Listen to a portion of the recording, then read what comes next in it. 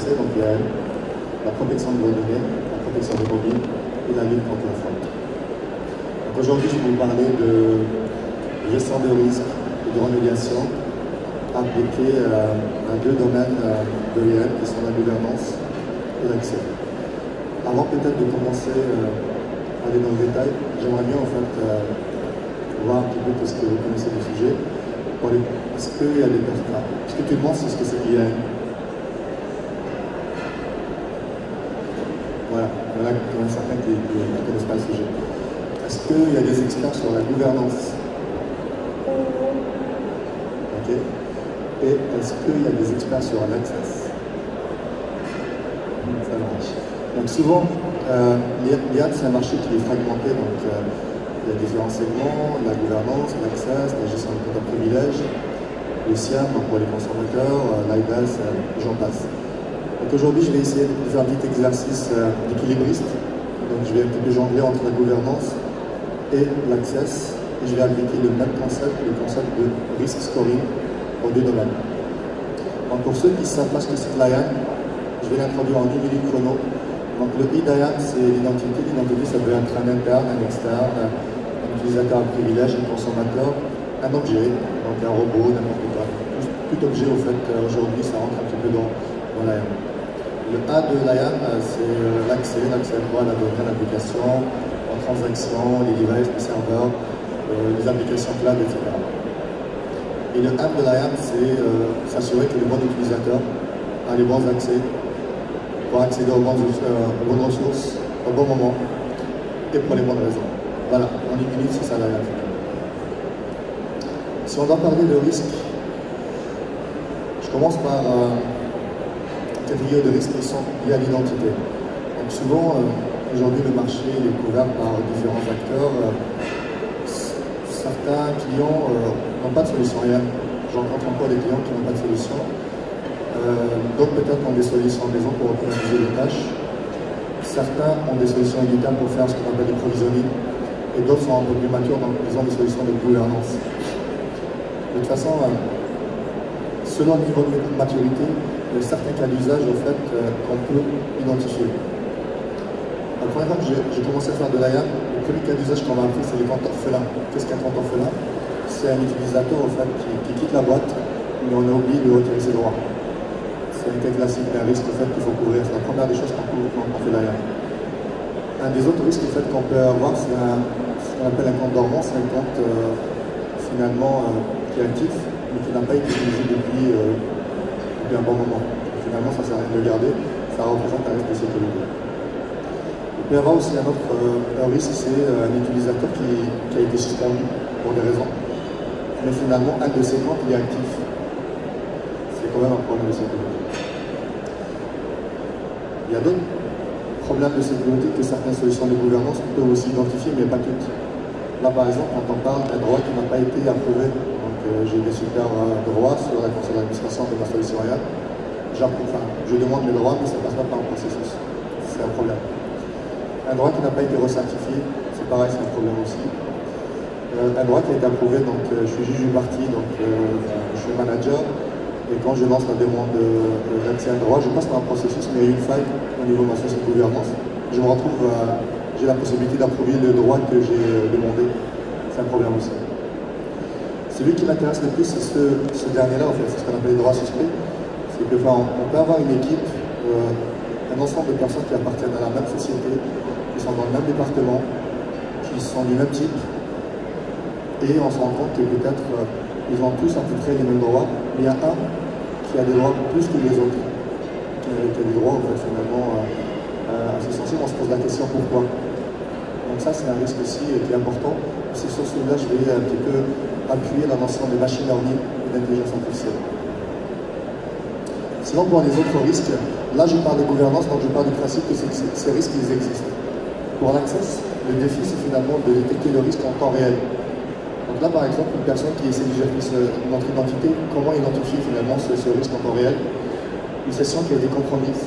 Un malware qui tourne en fait au niveau du device, ça peut être un keylogger ou quelque chose comme ça.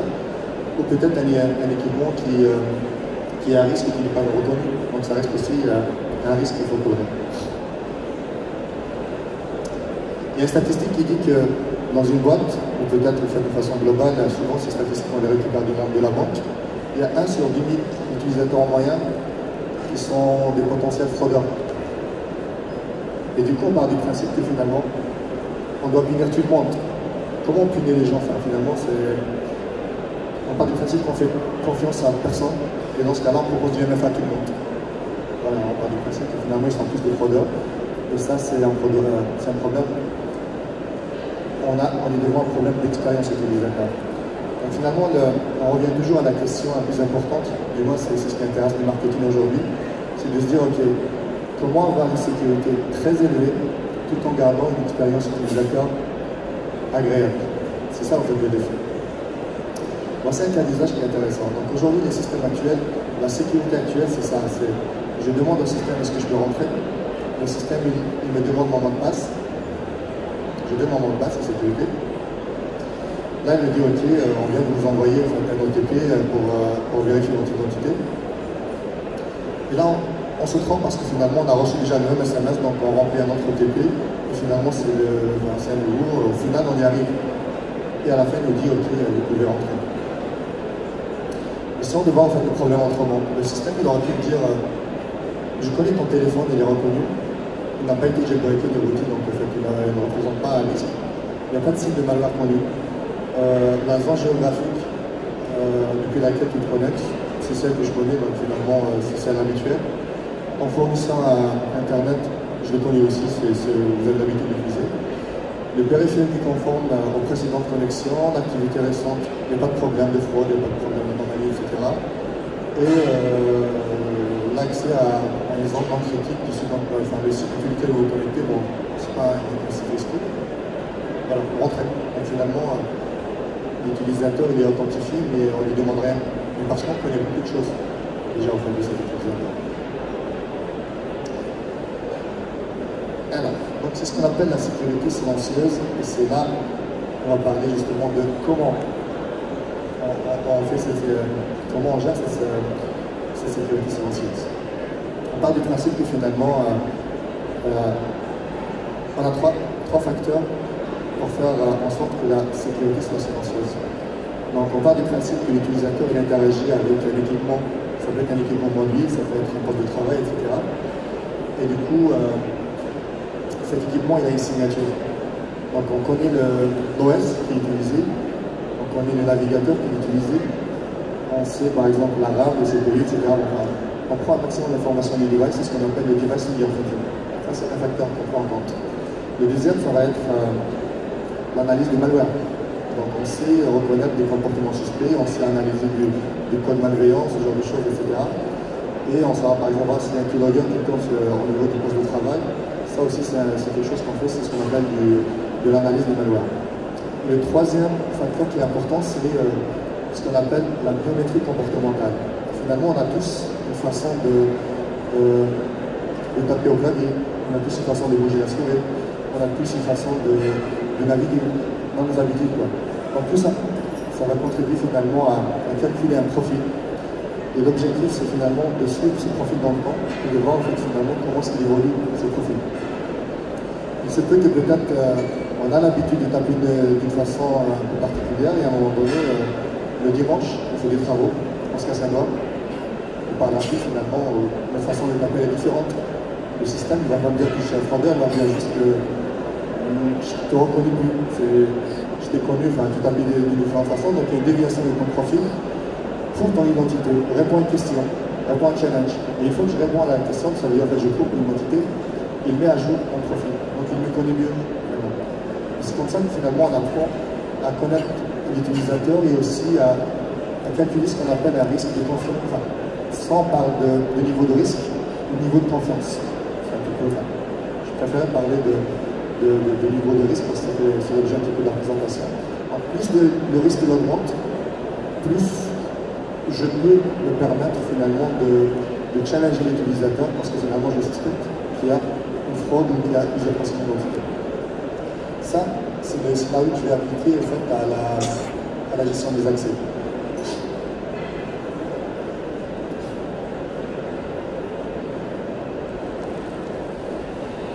Le deuxième scénario que je vais présenter, c'est c'est un scénario d'analytics finalement.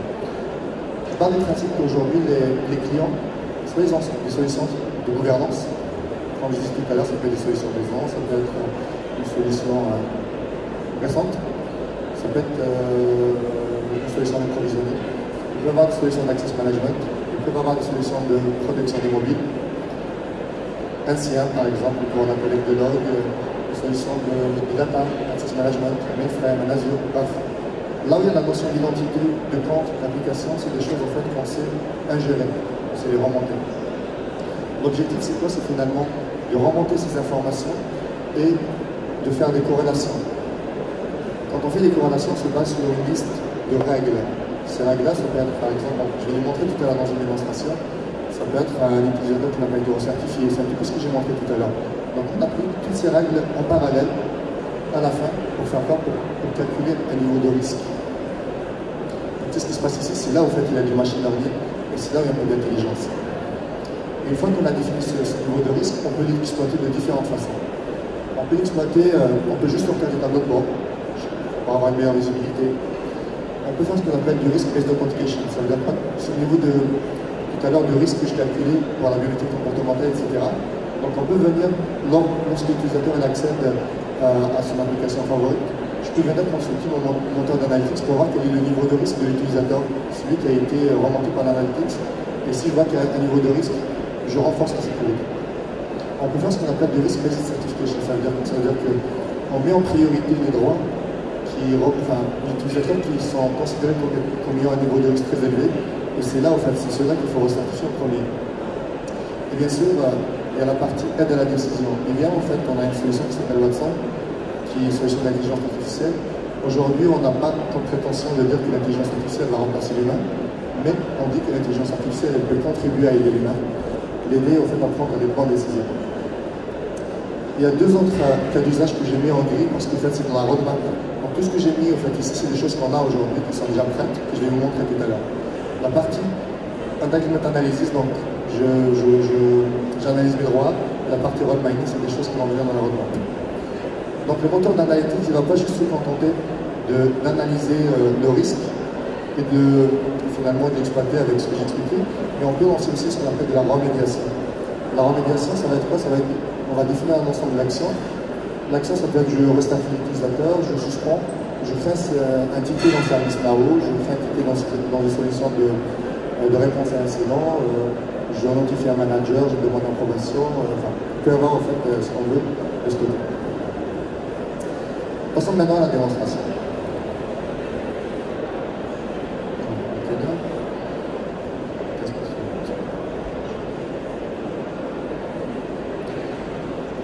Alors, ce que vous voyez ici, c'est une gateway. Une gateway finalement qu'on installe en premise, qu'on alimente avec différentes sources.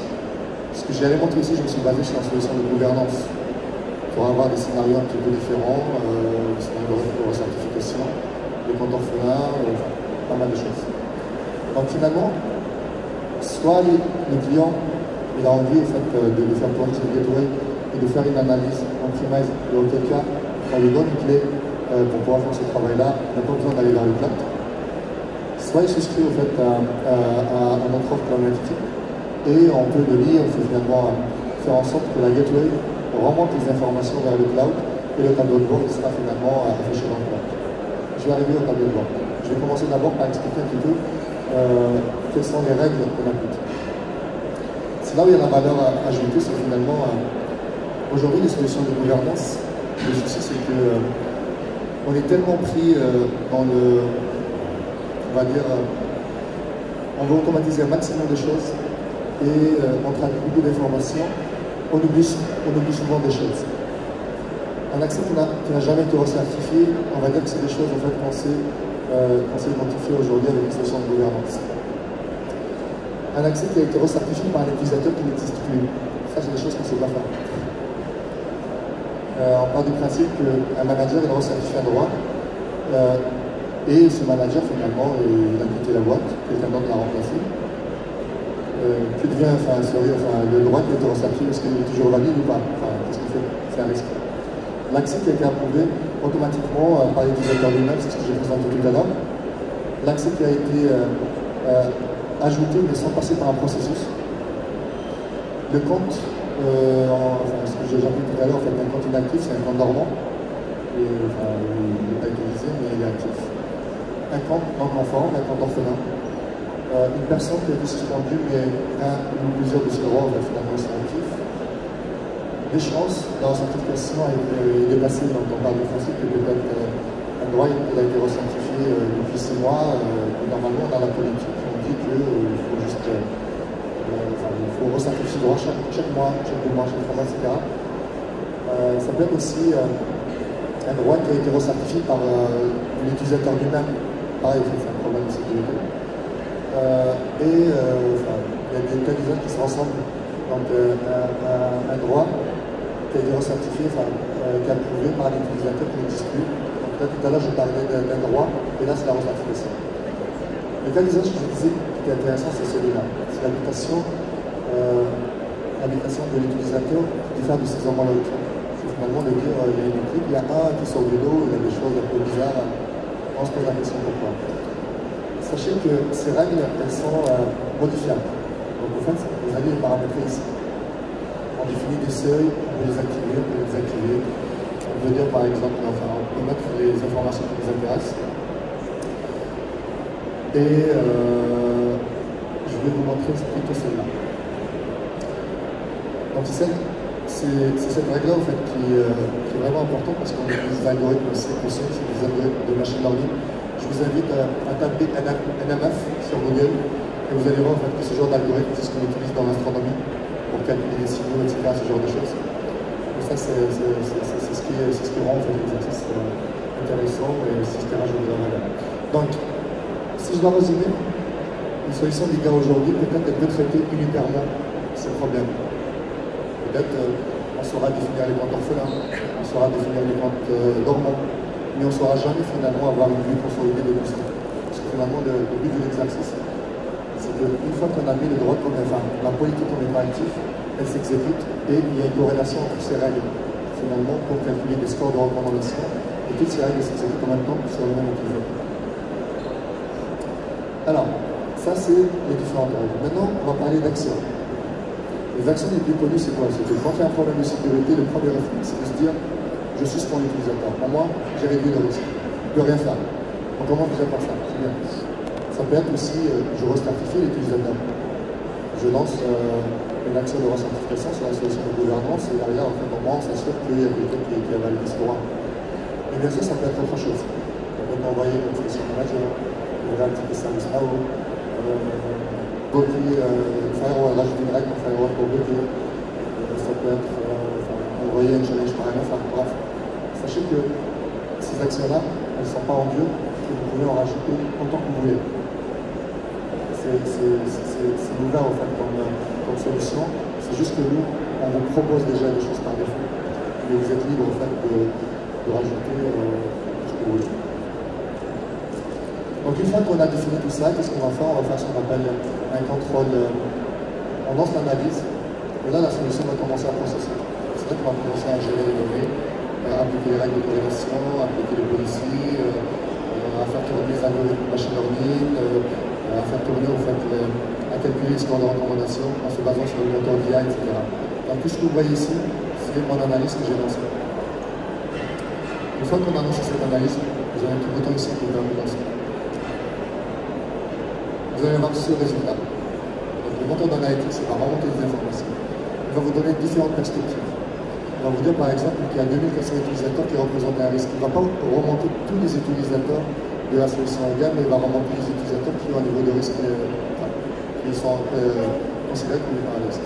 Il va vous dire qu'il y a 17 000 violations critiques, qu'il y a 14 applications à risque et qu'il y a 873 habilitations à risque. Donc tout ça, c'est des vues différentes. C'est juste en fait une façon de présenter un petit peu les choses. On peut avoir le risque, on peut avoir une vue par application. Donc là, par exemple, si vous cliquez sur l'application ici, vous allez voir toutes les violations qui sont liées à cette application. Sachant que les informations qui vont remonter au niveau de l'application, c'est des choses qu'on sait contrôler. Et là, on a déjà un score par application. Cette application, il fait signe que j'ai 10 minutes pour faire ma vidéo. Donc là, c'est les différents risques qu'on a sur l'application. On peut voir les top 5 des violations principales par utilisateur. On peut avoir des graphiques comme ça. Mais ce qui m'intéresse, moi, c'est plutôt cet anglais-là. C'est là où il y a de l'aide à la décision. Donc la solution me dit que ce qui s'affiche ici, c'est je recommande de recertifier et là je recommande de suspendre. Si on regarde de plus près, finalement, ce qui est affiché ici, on va voir que j'ai fait déjà quelques traitements. Donc il y a des choses, il y a des actions que j'ai lancées, qui n'ont pas été appliquées encore, enfin c'est en attente d'application. Il y a des cas d'usage où j'ai dit voilà, c'est une question de risque, je l'accepte, je le prends, je fais rien. Après je prends par exemple ce cas d'usage-là, c'est là que je vois un petit peu les possibilités que j'ai. Je peux ajouter une exception. Je vais dire que ce risque, je le connais, je l'accepte pendant 10 jours et je vais être rappelé dans 10 jours pour le traiter réellement. Donc je mets une date de, voilà, je me challenge pour le faire par exemple dans 2 jours et je fais une petite remarque juste pour montrer un petit peu l'exercice. Je peux par exemple faire le marquer combien de temps fait, je peux le renoncer à la recertification et tout à l'heure je vous ai montré qu'on pouvait rajouter des actions. On peut rajouter des actions, donc ça peut être envoyé vers service par haut, faire des choses comme ça, etc. Donc je peux par exemple décider d'ouvrir un petit peu dans service par haut. Quand je peux par exemple dire voilà, ce risque, finalement je l'accepte et c'est pas la peine d'aller plus loin, hop, c'est fait. Et là on en parle plus. Bien sûr, vous pouvez filtrer par action traitée, vous allez voir en fait qu'il y a différentes choses à cocher. Donc celle-là c'est une classe traitée, ça c'est le nombre de traitement. Et on peut avoir aussi des exceptions. On arrange les exceptions. Voilà en tout cas le cheminement de l'analytics. Donc on part de l'identification du source, on calcule des risques, on ajoute la décision et on applique des actions de remediation. Finalement on a fait le boucle. Là je vais vous montrer un autre exercice. Donc cet exercice-là en fait c'est plutôt de se dire ok, on se connecte. Le voyager cet été, donc on prépare un petit peu nos vacances. Donc là, je me connecte sur mon agence de voyage. J'ai pris des batteries. Je me connecte sur mon site de voyage. Je mets une base email. C'est pas pratique en fait, de parler de la vie, enfin de parler de tableau de clavier.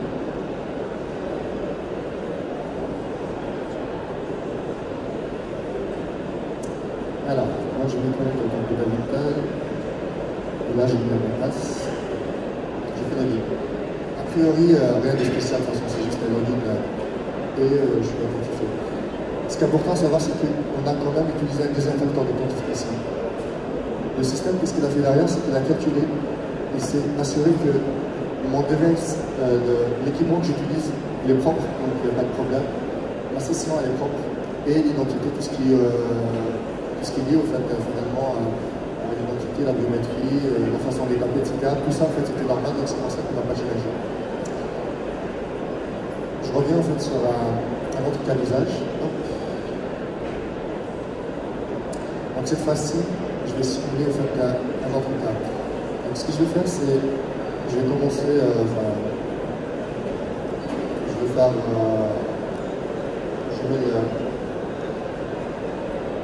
je vais aller de London par exemple, vers Los Angeles. Juste. Et là, je choisis des passagers. Et je lance ma recherche. Il y a celui-là qui m'intéresse parce qu'il est moins cher. J'accepte. Je remplis en fait mon formulaire. Et là, qu'est-ce qui se passe? On me demande finalement le challenge. On me dit, voilà, pour ton identité, il faut mettre ton empreinte digitale ou une couche. Enfin, il y a différentes façons de faire bien le faire. Donc là, c'est juste pour illustrer. Quand j'ai trouvé mon identité et on fait ici, j'ai commandé mon billet.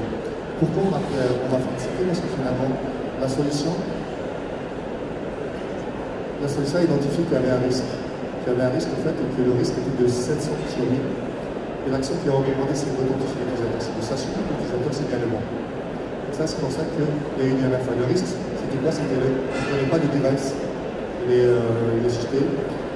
La biométrie comportementale n'a pas été validée.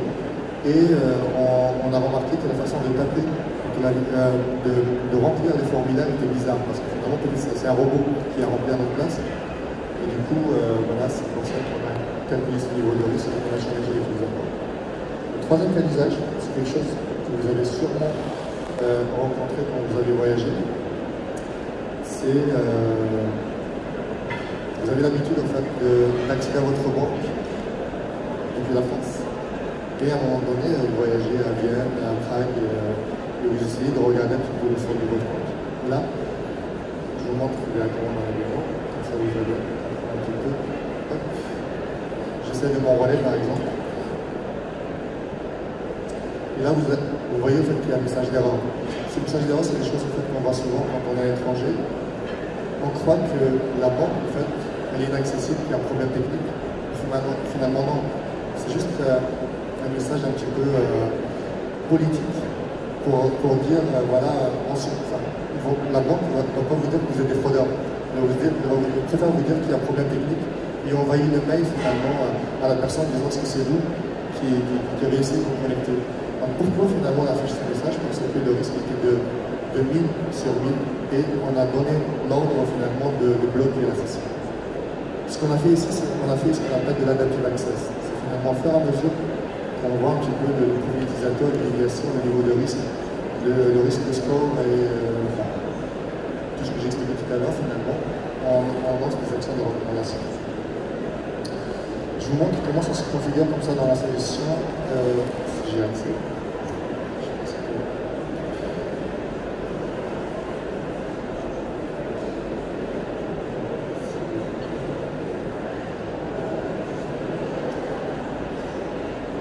Pour information, ce genre de technologie, c'est une technologie qu'on a depuis 2008. C'est l'installation qui s'appelle Trusted, qui est utilisée dans les grandes banques en France, enfin en Europe. Elle est déployée dans presque 50% des banques. Et on a récupéré cette technologie-là en fait, pour l'appliquer à nos solutions, qu'on a investies, pour l'associer finalement à des solutions d'ailleurs.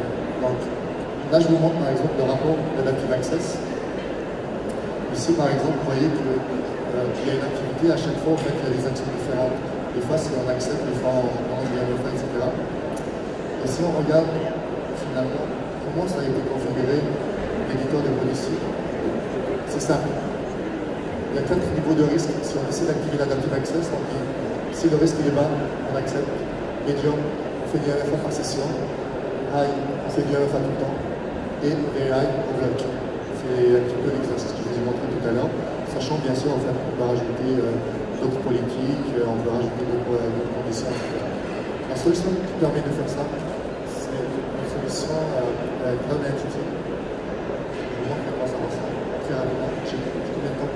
2 minutes, une petite minute. Donc cette solution, en fait, elle ne répond pas qu'il y a des problématiques d'analytics, mais elle fait aussi du SSO, du MFA, la gouvernance. J'ai parlé d'analytics, j'ai parlé d'adaptive access, mais aussi des parties qui s'appellent l'identité décentralisée qui se passe sur la blockchain. Donc c'est un petit peu l'innovation, c'est un petit peu ce qui est bien pour ce qu'on dépend d'IA de demain. C'est une solution qui est complètement intégrée, qui ne fait pas finalement de différence entre l'access et la gouvernance. Le MFA, on n'est pas obligé d'avoir à gérer plusieurs solutions, à intégrer différentes solutions, on se retrouve avec des usines à gaz. Donc, c'est une solution qui se déploie, qui peut être transformée dans le cloud, qui peut être en fait déployée en premise. C'est une solution qui est intelligente, qui a beaucoup d'innovation. J'ai parlé tout à l'heure de biométrie comportementale.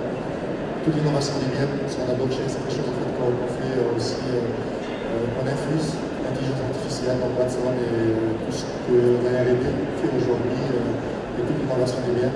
C'est un petit peu ce qu'on essaye d'infuser dans nos solutions de l'analytique. Voilà, j'ai fini. Merci beaucoup, on peut applaudir Rafik Plaisir. Si on peut prendre peut-être une question, parce qu'on est assez short sur le timing, mais on peut prendre une question s'il y a une question dans la salle.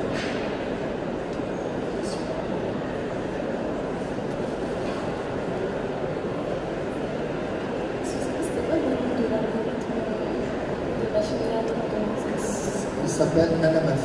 NMF, je regarde juste si j'ai une connexion internet.